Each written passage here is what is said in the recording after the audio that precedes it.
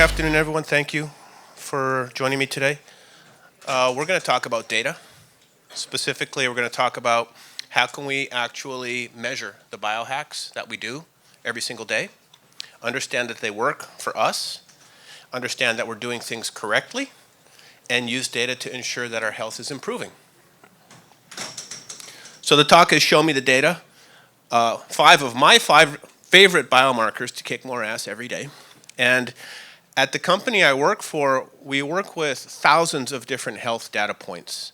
You can imagine all of the different measurements we can take. There's genetics, there's blood tests, there's saliva, there's heavy metals, there's microbiome, there's urine, there's stool, there's sensors on our body. There's thousands and thousands of ways to measure health. And we work with organizations that use all of these metrics. So admittedly, for me to distill it down to five is completely subjective and arbitrary.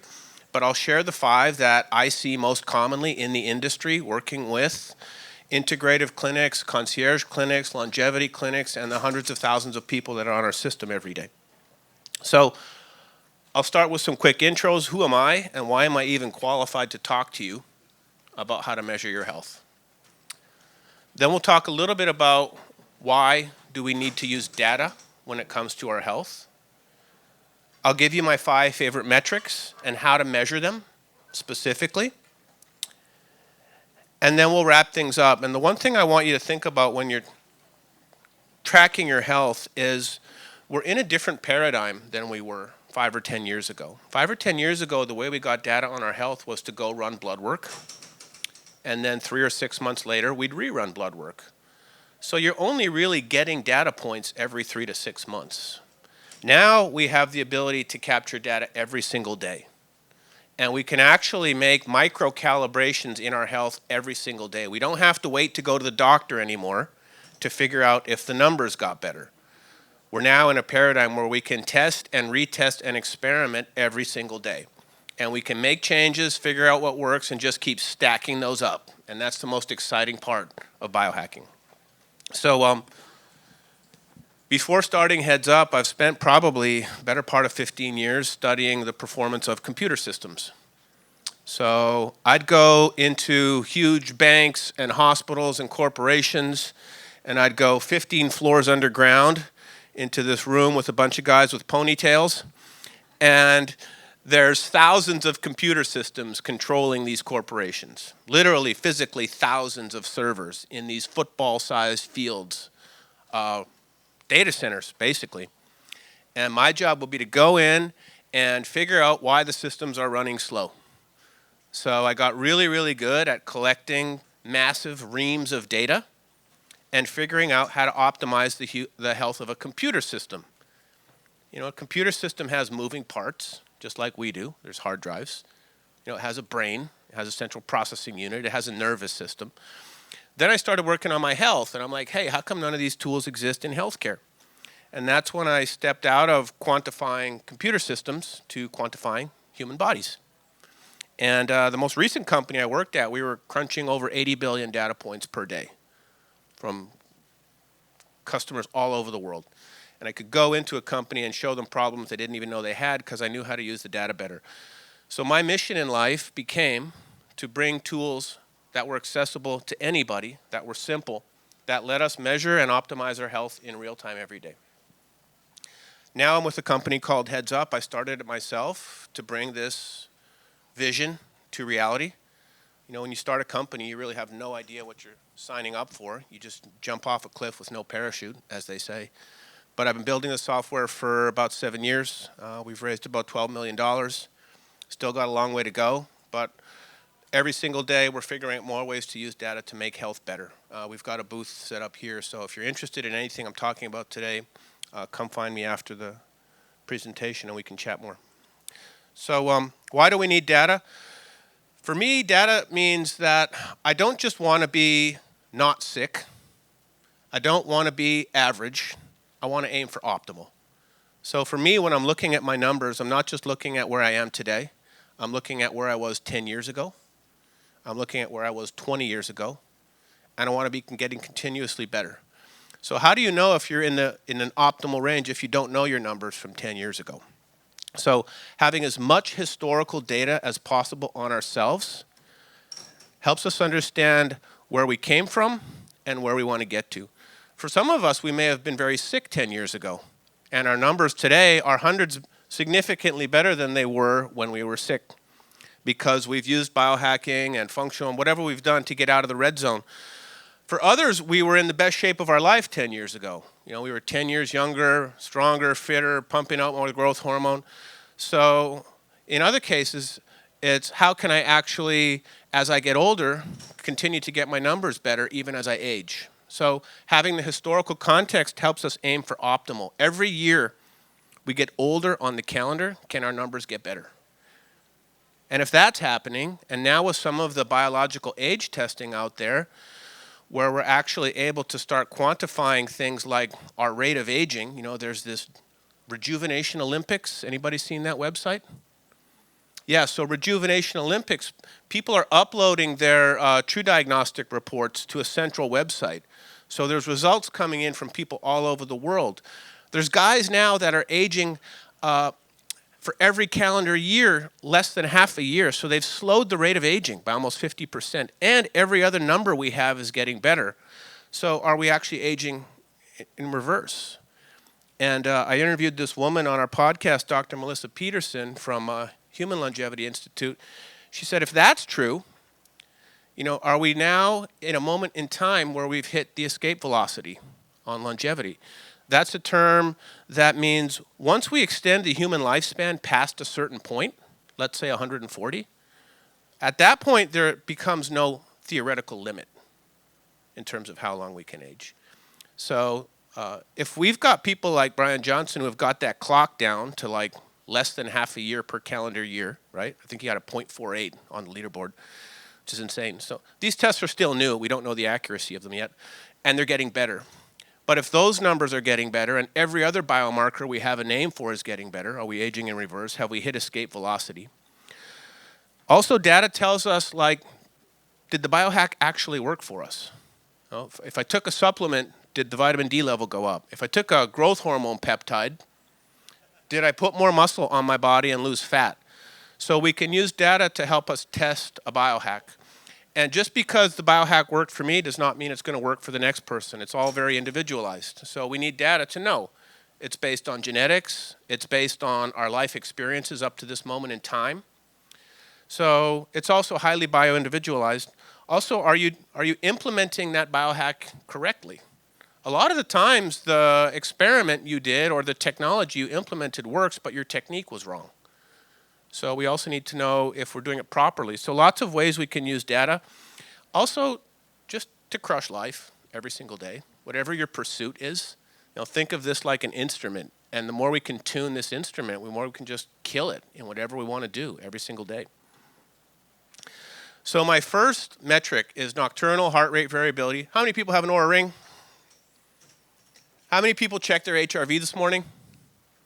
Awesome. How many people's HRV was above 40? Nice resiliency. So heart rate variability nocturnally just means we measure it at night. Before these devices came out, we used to have to put a Bluetooth heart rate monitor on and pair it to an app and sit there for 3 minutes in the morning and check it. Now you just put the thing on and wake up in the morning and you get the data. So that's why it's nocturnal. But for those who are not measuring HRV, heart rate variability, between each heartbeat, there's a certain elapsed amount of time. You can see each beat here, and those numbers are in milliseconds. So that's the number of milliseconds between each heartbeat. And the amount of variability between each heartbeat helps us understand effectively the stress load on our central nervous system. So it's the interplay between sympathetic and parasympathetic. So sympathetic is fight or flight, parasympathetic is rest and digest. So think of a scale, a balance, left and right. And as you do things that help you engage your parasympathetic system, the HRV goes up. You get more relaxed, you get more resilient, you feel more safety. And when you do things that are parasympathetic, go out and have a big night drinking or do a really heavy workout, that tips the scale towards the sympathetic side. So HRV is that balance between the nervous system. Everything I've studied, all of the organizations we've worked with, my 7 years looking at every health metric under the sun, this is the one number I use to calibrate my health every single day. Also, highly individualized. I coach a lot of people. I have guys that sit at poker tables all day with HRV higher than people that are training every single day. So it's not an absolute number that we can use to compare amongst each other. It's more of a number where you want to know your personal baseline and then optimize to your personal baseline. So it's not an easy number to compare from person to person. There's a lot of individual variation in HRV. So what takes our HRV down? Overtraining. You know, we're all hard chargers, and we all like to push our bodies to the max. HRV will tell you if you're overtraining. That's actually where HRV was used before it became really commercially available. It was professional athletes and sports medicine doctors. The trainer would put an athlete on a regimen, and then he'd watch the HRV. And initially, the HRV would go down as the athlete responded to that increased training load. And when the HRV came back to baseline, that individual had adapted to the new training load, and you could take them to the next training load. So now, take that example and apply it to everyday life. Travel, work stress. We want to look at where our baseline is, look at what takes us down, and look at when it takes us back up. So we can use HRV to calibrate training load, travel, airplanes, hotels, circadian rhythm, time zones. These things all throw off heart rate variability. Sadly, all the extracurriculars in life also affect heart rate variability. Doesn't mean you should not engage in said extracurriculars. It just means that you need to know when you need to take a night off and have a completely clean night of sleep. Some of these things subjectively will actually make you sleep better. You know, there's nights where alcohol actually increases my deep sleep, but it tanks my HRV. So it's knowing how to use these substances strategically and knowing when you need to take a few nights off and let your body have a completely clean night of rest to get your HRV back to baseline. Infections, injuries, autoimmune, environment, also emotional stress, trauma, and mental health. That shows up in the HRV number. And that means you actually have to do your inner work and deal with your shit. It shows up in this number. So it's not just physical stress. It's emotional stress. It's emotional trauma. That could be big T trauma, little t trauma. So HRV shows you all of this stuff. That's why it's such a powerful number. It's not just something physical. It's emotional. It's also psychospiritual. So that's why I put it right up there, because it really forces you to look at everything. And then the things that improve HRV, cardio fitness, you know, it's measuring the heart. The heart is a muscle. We can train it physically. The heart gets stronger, it gets more efficient, the HRV goes up. And then things that increase the relaxation side of ourselves, things that make us feel safe and relaxed and connected and loved, those increase heart rate variability. So let's look at a tale of two nights. For those who have not looked at the data before, this is HRV on an Oura ring, and you can see 23. This is a night where my HRV was low. This is my data. I clearly had probably a few drinks that night or something that stressed my body. So when I wake up and I look at this number, I know I am not in a fully resilient state today. I'm not going to train hard today. I may take a nap that day. I may engage in things that are restorative. You can also see how narrow the band is here. These are the heartbeat variability measures through the whole sleep cycle. You can see how narrow that band is. Now, this is a day where I recovered well. The max is 98, the average is 42. You see these lines here. That means there's more variability between the heartbeats. This is a resilient, recovered individual. Now, these are the days I train hard. These are the days I know that I'm ready to perform at my peak. So this is how I calibrate with HRV as a biomarker. And then it's also important not just to look at day to day, but as I mentioned at the beginning, where were you 3 years ago? Where were you 5 years ago? As you get older, can you make your numbers get better? So you can see here, the best numbers I ever had were right in the middle of the pandemic, 2020. Why? I wasn't on a plane every week flying all over the country. I was home. I travel a lot for work. That was probably the quietest, stillest year I've ever had. There was nowhere to go. Just work out in my living room every morning. But what I can do now is say, okay, now several years later, I'm inching my way back up. So knowing your baselines and where you came from, super important. This is one of the clinics we work with, And Health. They work with autoimmune patients. Every autoimmune patient in the program gets an Oura ring. It's non-negotiable. And this individual, this was his training load. He was doing 30-mile bike rides every day, and his HRV was getting progressively worse. Here he started experiencing joint pain and swelling. Here he had to go on prednisone. He overtrained himself into an autoimmune flare. That's how powerful this indicator is. So now what And Health does is they coach people on how to read their own HRV and prevent this from ever happening in the first place. This is my dad. I put him in a hard shell hyperbaric chamber for 100 hours and measured his HRV pre-post. It went up 30%. That's a biohack right there that you measured and worked extremely well. No. Although I'd love to see that data. Number 2, most important, blood sugar. And learning how to control our blood sugar day to day. So the primary source of energy in our body, it regulates everything. Learning to control blood sugar is the tool for controlling weight, how much fat we store, how many excess calories from carbohydrates go on our love handles. That's blood sugar. It has downstream effects on sleep, on hormonal health, on everything. It's actually very easy to control through diet and lifestyle. There's lots of levers we can pull to help us master our own blood sugar. Now, in the olden days, i.e. 3 years ago, we had to use something like this, which is a glucometer. And you had to prick your finger every time you wanted to take a measurement, and you look like a crackhead in the bathroom at the restaurant trying to get that 1 hour postprandial reading.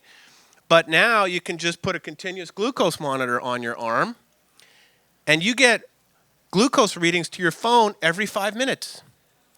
It's the simplest thing in the world to start course correcting your blood sugar. And that has downstream benefit on everything. Why did the blood sugar hit 210 right before bed? This is a micro injury on the body.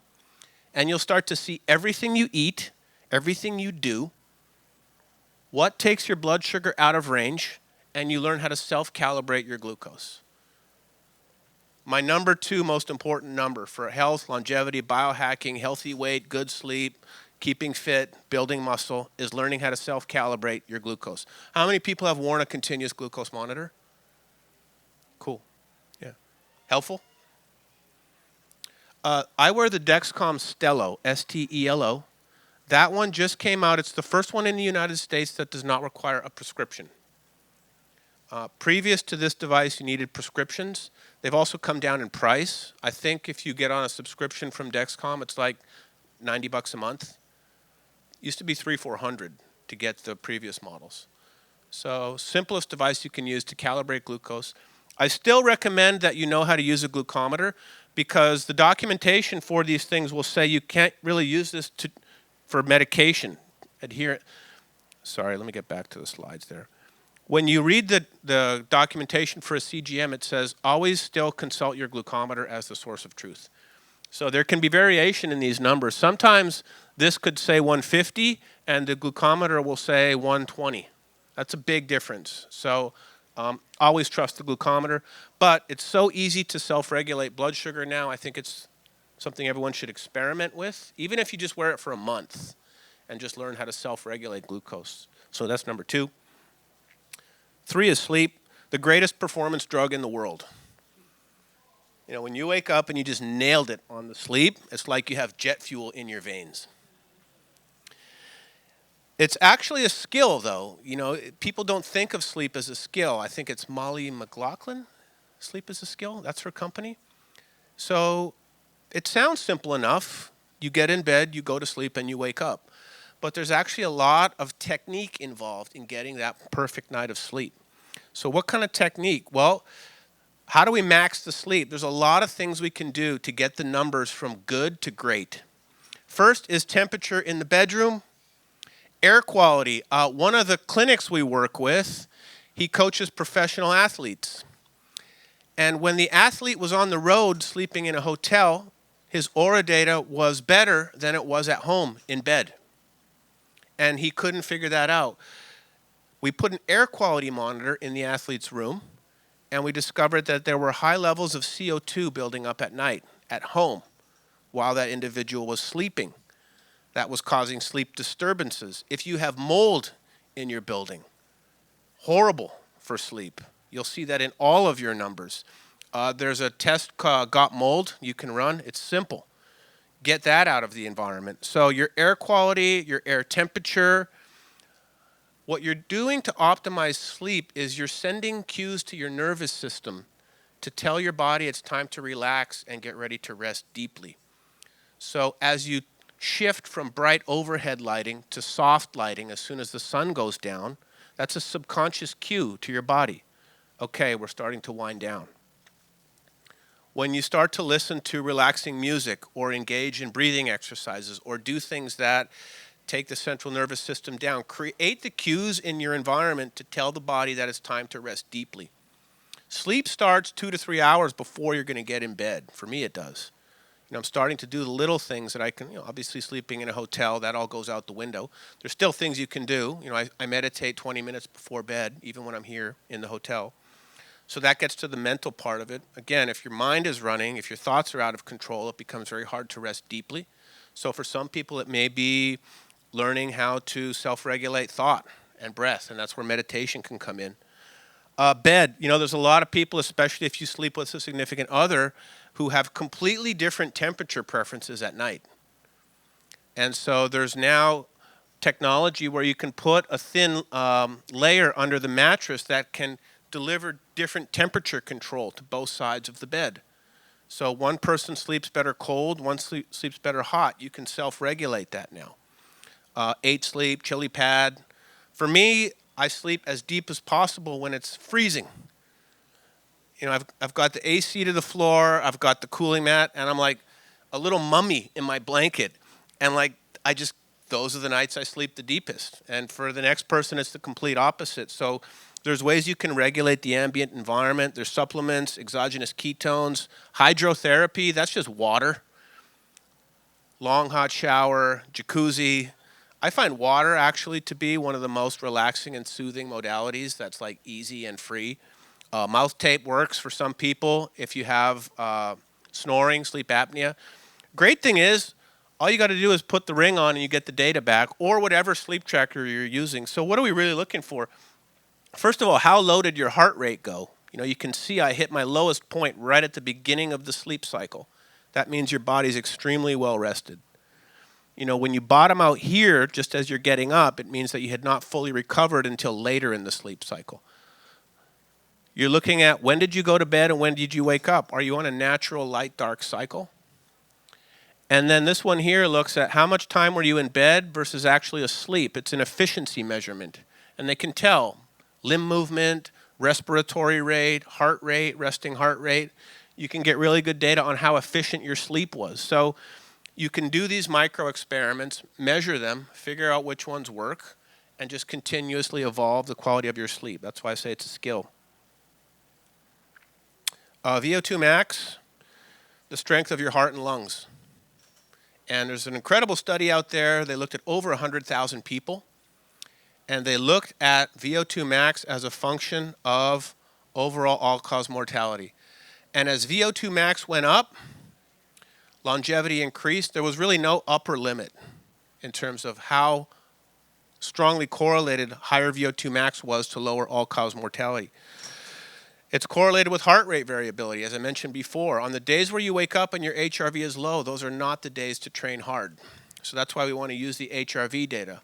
It's very easy to overtrain yourself if you haven't calibrated your HRV. So training load and VO2 and HRV are highly correlated. This is the VO2 max chart for men. If you read Peter Attia's book, he's like, find your age and then optimize for someone 20 years younger than you. That way, when you're 90, you've got the cardio fitness of a 70-year-old. So figure out where you are and then optimize for 2 brackets younger. Easy to measure. Apple Watch, go for a run or a walk, pick a Garmin. You know, there's lots of these devices that can get a pretty good approximation of VO2 max. You should still do a treadmill test once or twice a year. But this is my data. Every time I run outdoors, I record it on the watch. I get my VO2 max. I'm just coming back from plantar fasciitis. So you can see each day I go for a run, you know, the VO2 max is getting progressively better. I'm still way below optimal, but I can calibrate VO2 max every single day in real time. Also, it's not just where am I today, where have I been for my entire life? Again, I want to be able to look back as far as possible. And for each calendar year that goes by, can I make these numbers get better? You know, it's kind of a game. And then the last one is muscle. You don't get muscle unless you've done all of the other things right. You know, a body that is able to put on muscle means you're lifting properly. You know how to strength train. It means you're getting stronger. You know, your muscles are getting stronger. If there's muscle going on, your body's getting physically stronger and physically more resilient. It means your hormones are thriving. It's hard to put on muscle when your hormones are not optimized. It means you're getting enough amount of sleep. Again, muscle doesn't come on if you're sleep deprived. It means you've got your nutrition dialed in, and that's a highly individualized thing. I'm not dogmatic about nutrition. All I really care about is your body responding properly to what you're putting in it. So putting on muscle tells you you've got all of these ingredients dialed in. Simple ways to measure it. You know, there's scales you can use at home. I bought this $59 piece of shit like 10 years ago, and it's bang on with the DEXA scan every single time on the body fat number. This one is off completely, this wireless one. So what I recommend is when you get the scale, try to get a DEXA. How many people have done a DEXA scan? Yeah, so that's like the gold standard. It's like a $150,000 piece of machinery. You can look online and go get a DEXA scan in your region. They also happen to also do the VO2 max testing. So calibrate your scale against the DEXA scan once or twice a year. Find one that gets you in the ballpark. That'll help you make the micro adjustments and get good feedback that your training regimen is working. And then here's the DEXA scans. I've got them going back 15 years. I've tried every diet, every biohack, every peptide known to man, and I can go back and figure out like which ones have really optimized my body composition. Insert shameless plug. So if only somebody had built a software program to help you measure all of these things in one place. You know, that's what we do at my company, is we want to make this level of bioinformatics available to people that want to measure and optimize their health. So that's my company. We get a dashboard. You optimize these numbers. Go pick any biohack at this conference. Do it for a month and see if it moved the needle. You know, that's the fun part of it. Approach data with curiosity and with fun. It's easy to get wrapped around the axle on some of the numbers. So don't take yourself too seriously and don't take your numbers too seriously. Have fun with it. And if the numbers are shit one day, just laugh it off. And that's also where a really good practitioner can be helpful. You know, you can also connect to a practitioner. They can help you sift through a lot of the data interpretation. So approach the data with fun and with curiosity. And also, you know, one of the things I'm excited about at this conference is I'm starting to see biohacking related to mental health. I'm starting to see companies like Frequency that are providing microdose therapy and other ways to address our thoughts. Because if our thoughts are not right, that affects everything about our physical health as well. So I think working on the mental health part of it is just as important as the physical health part of it. And I want to make sure I emphasize that part about biohacking. And the most powerful biohack of all is your breath, in my humble opinion. And that's been figured out a long time ago by the yogis. And by learning how to control breath and learning how to develop awareness of our thoughts, we can learn how to regulate our thoughts and work from a place of non-attachment. And then we don't get attached to negative thoughts or positive thoughts. We're able to self-regulate. So I think that's an often underappreciated part of biohacking, is just what's between the ears. Has nothing to do with what you do in the gym. And those include things like breath, gratitude, community, plant medicine, if that's your jam. There's lots of ways to get there without it, but it works for me. Yoga, whatever it is that helps you get to the best version of yourself. Thank you. It doesn't take one conference, it takes multiple. That's why I hope to see you guys in Chicago, Miami. You guys should join my WhatsApp group, and we all truly become friends.